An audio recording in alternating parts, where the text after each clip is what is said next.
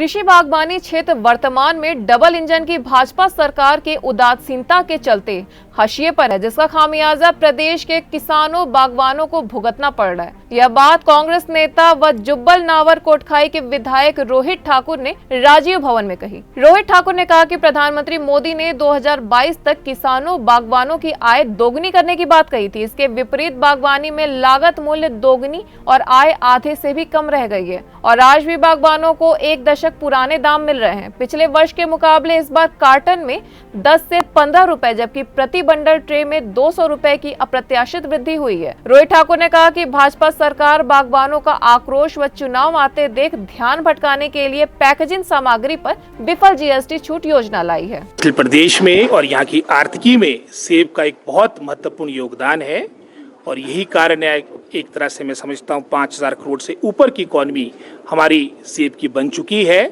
और इसमें सक्सेसिव जो कांग्रेस गवर्नमेंट्स रही उनका बहुत बड़ा योगदान रहा। और अगर आप वर्तमान सरकार की बात करेंगे एक तरह से हमारे क्षेत्र को और विशेष रूप से इस उद्योग को वर्तमान सरकार ने लावारिस छोड़ा है। ये तो जो घोषणाएं हो रही है ये सबको मालूम है कि 1.5-2 महीने के अंदर चुनाव होने जा रहे हैं।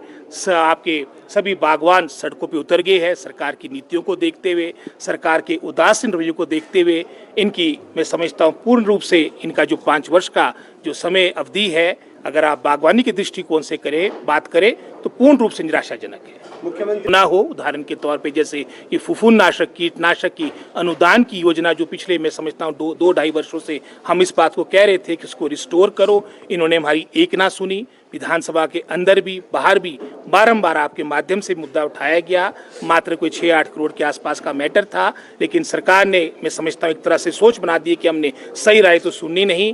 अब जब मात्र मैं समझता हूँ 1-1.5 महीना रह गया चुनाव को और स्प्रे शेड्यूल भी आपका खत्म हो चुका है, अब ये नोटिफिकेशन निकाल रहे हैं। आज मैं समझता हूँ कि जो ये कह रहे हैं कि कल को इम्प्लीमेंट होगा, इस पर भी मेरे को बहुत बड़ी शंका है। बिल्कुल संजीदगी से ले रहे हैं और ये जैसे हमारा जो किसान संयुक्त मंच है ये दलगत से ऊपर उठ के नॉन पॉलिटिकल मंच है और बिल्कुल हम किसान और बागवानों के साथ। News desk N1 live.